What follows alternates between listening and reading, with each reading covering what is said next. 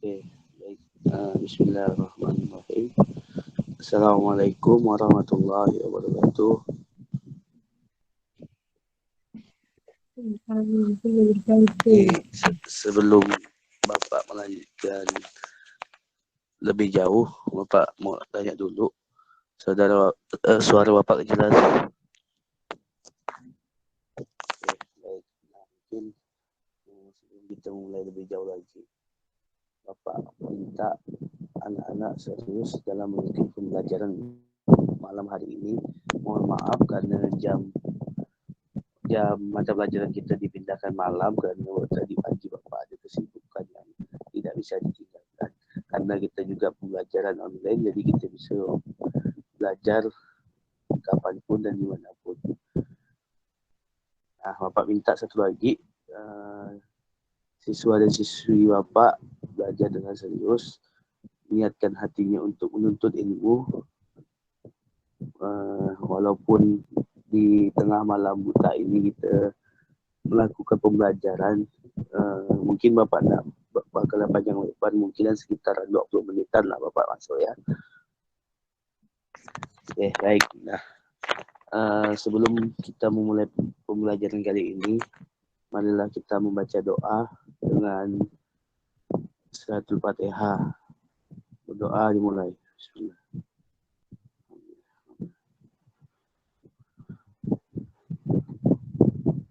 Amin.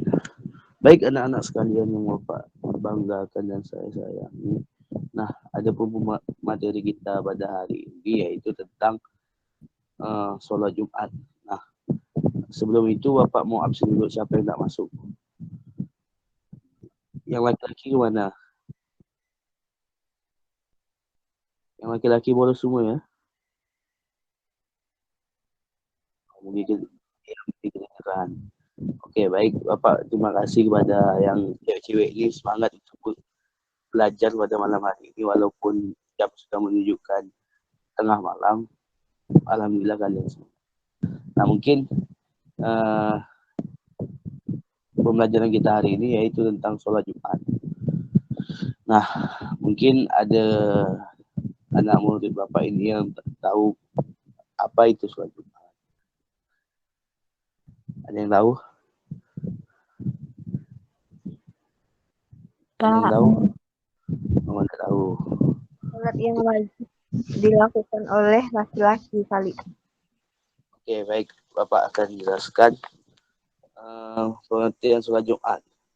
Sholat Jumat itu ialah sholat 2 rakaat yang dilaksanakan secara berjamaah pada waktu zuhur di hari Jumat. Nah, di hari Jumat, tidak boleh di hari lain ya. Diawali dengan khutbah dan hukumnya wajib bagi setiap laki-laki yang mampu melaksanakannya. Nah, hukum ini wajib untuk laki-laki. Kalau perempuan itu disunahkan. Kalau memang perempuan itu mau sholat Jumat sebenarnya tidak apa-apa sebenarnya. Tapi itu perempuan tidak diwajibkan. Cuma sunnah. Oke, sampai sini paham? Oke, baik, kita lanjut. Hukum dan nilai sholat Jumat. Nah, sholat Jumat hukumnya fardu atau wajib bagi kaum laki-laki yang sudah baligh. Nah, yang sudah baligh itu wajib untuk melaksanakan sholat Jumat. Yang sehat dan bukan musafir. Nah, kita boleh meninggalkan sholat Jumat itu bagi orang-orang yang musafir atau perjalanan jauh. Nah, dalil sholat Jumat itu terdapat di dalam surah Al-Jum'ah ayat 9 yang berbunyi ya ayyuhalladzina amanu idza nudiya lis-sholati min yaumil jum'ah fas'au ila zikrillah wa zarul bait zalikum khairul lakum in kuntum ta'malun, yang artinya hai orang-orang yang beriman, apabila disuruh untuk menunaikan sholat Jumat, sholat pada hari Jumat, maka bersegeralah kamu kepada mengingat Allah dan tinggalkan jual beli. Quran surah Al-Jum'ah ayat 9. Nah, dari dalil itu mungkin ada yang ingin ditanyakan atau gimana? Kalau tidak, Bapak lanjutkan. Siap.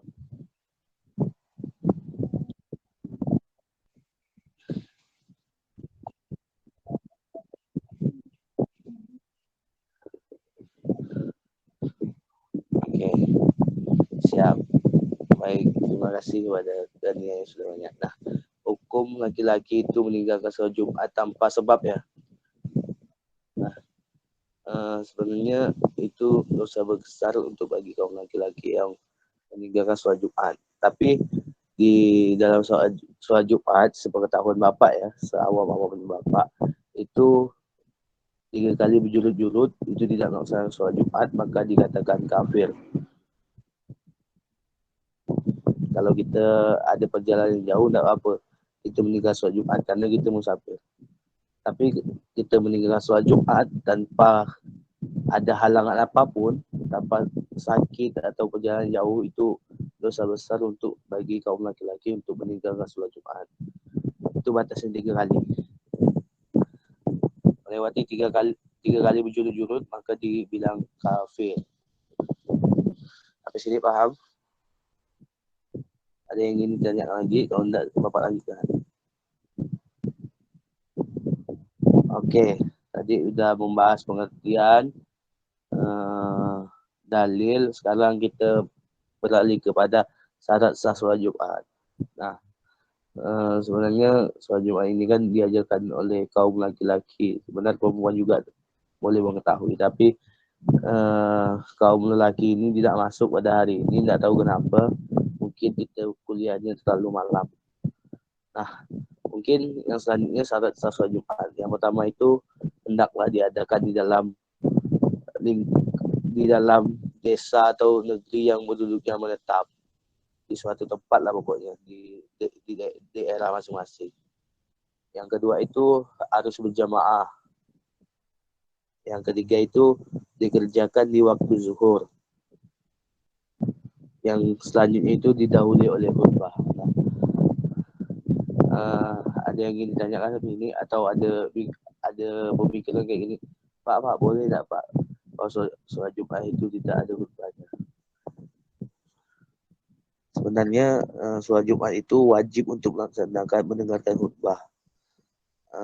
Ada saya mendengar dulu, ada dari guru saya dulu berkata bahwa setiap orang laki-laki yang sholat Jumat tidak mendengar khutbah, maka sholat Jumat itu sia-sia. Sampai sini syarat sah wajib sholat Jumat. Ada yang ingin ditanyakan? Oke, tadi sudah syarat sah, maka kita lanjut ke syarat wajib sholat Jumat. Nah, yang pertama itu syaratnya Islam. Syaratnya Islam. Pak, boleh ke Pak non-Islam? Boleh, tapi suruh dia syahadat dulu, baru dia boleh melaksanakan sholat Jumat. Yang kedua itu baligh atau dewasa. Nah, untuk yang dewasa ini wajib untuk melaksanakan sholat Jumat. Yang merasa baligh, maka dia wajib. Kalau bagi anak-anak itu belum dikatakan wajib karena dia belum baligh. Yang ketiga itu berakal. Nah, kalau dia berakal pasti dia mengerjakan. Kalau dia tidak berakal, tidak mengerjakan. Syarat yang selanjutnya itu laki-laki. Nah, syarat laki-laki sah. Laki-laki, perempuan sih boleh tapi tidak wajib. Yang selanjutnya sehat. Tidak wajib bagi yang sedang sakit. Nah, bagi yang sehat itu wajib. Kalau sakit itu tidak apa-apa lah. Selanjutnya tetap di dalam lingkungan, tidak wajib bagi orang yang sedang dalam perjalanan. Nah, kalau kita di tempat ada masjid, masih tidak melaksanakan sholat Jumat, itu dosa besar untuk meninggalkan sholat Jumat. Tapi kalau kita lagi di perjalanan jauh, itu tidak apa-apa untuk meninggalkan sholat Jumat karena kita dikatakan musafir. Sampai sini ada yang ingin ditanya lagi? Tidak ada, Bapak lanjut. Nak Susi?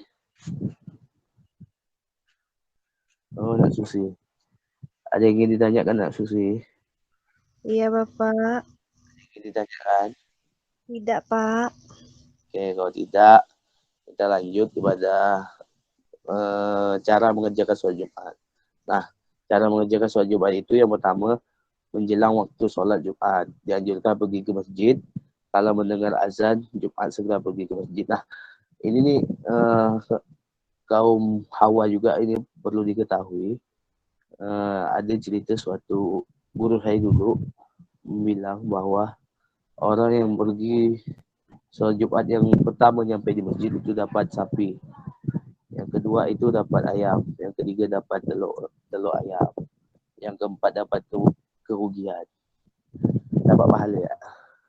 Yang kedua itu solat Jumat dimulai dengan azan. Ya pasti solat dimulai dari azan dulu. Yang ketiga, sebelum melakukan solat Jumat wajib mendengarkan 2 khutbah. Sebelum melakukan solat Jumat itu wajib untuk mendengarkan khutbah dulu. Yang selanjutnya selesai khutbah kedua, muazzin mengucapkan iqamah atau qomat. Allahu Akbar, Allahu Akbar. Yang selanjutnya pada jamaah Jumat bersama-sama melaksanakan solat Jumat berjamaah. Yang terakhir dari mulai niat sampai dengan salam dilakukan sama sebagaimana cara melakukan solat fardu yang lainnya. Mungkin sampai sini ada yang ditanyakan. Jika anak-anak bapak ada yang ngantuk, silakan cuci muka dulu. Imam, cuci muka imam itu biar sehat dan bugar. Okey, tadi sudah menjelaskan cara mengerjakan solat Jumat. Kita lanjut. Apa dia? Kita lanjut adik. Sudah syarat solat Jumat. Ini amalan sunnah dalam solat Jumat. Yang pertama itu kita harus mandi. Solat Jumat. Kalau kita nak mandi bau nanti badan kita dekat orang lain. Yang kedua itu memakai pakaian yang bersih dan bagus. Nah itu kalau bisa warna putih itu wajib untuk dia lebih Jumat. Sebenarnya tidak wajib sih. Diamalkan pakai baju putih. Yang ketiga itu diutamakan yang memakai minyak wangi-wangian. Yang selanjutnya memakai wangi-wangian. Ini sunnah yang keempat ini memotong kuku. Itu sunnah di hari Jumat. Yang terakhir membaca Al-Quran atau zikir sebelum khutbah.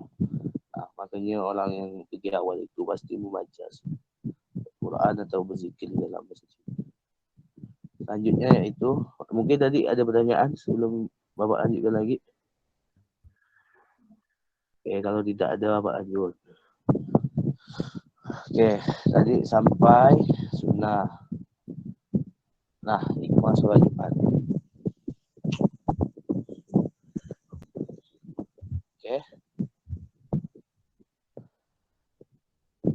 Mungkin tadi sudah sampai sunnah ya. Sunnah solat Jumat. Sampai sini ada yang ditanya lagi?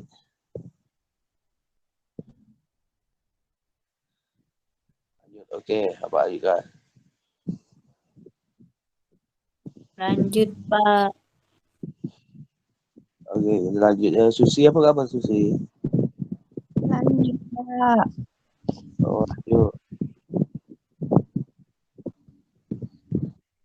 Ada selanjutnya itu syarat sah di tempat. Biasa lakukan solat Jumat pada waktu zuhur didahului 2 khutbah. Satu, mengucapkan syarat sah khutbah. Yang pertama mengucapkan puji kepada Allah.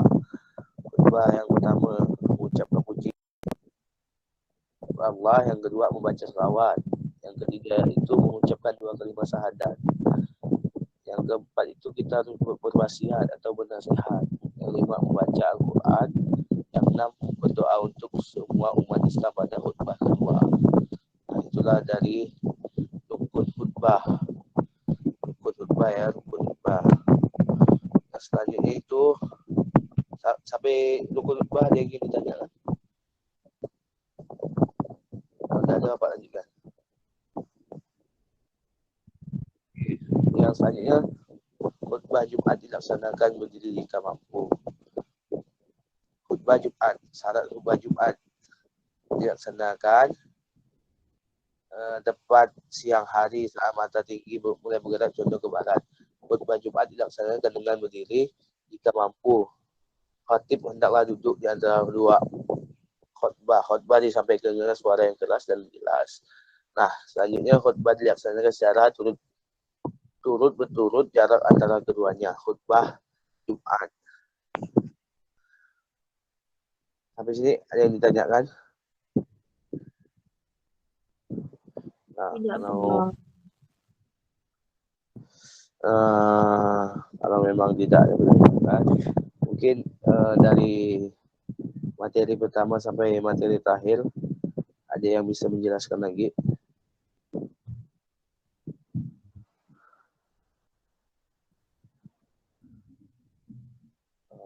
Oke. Nah, mungkin tugas yang Bapak berikan kepada kalian sama kayak minggu lalu, yaitu membuat teka-teki silang atau macam TTS gitu ya, soal mendatar dan menurun. Itu silakan dibuat ya. Bapak tunggu kasih waktu 3 hari untuk pengumpulannya di ruangan Bapak.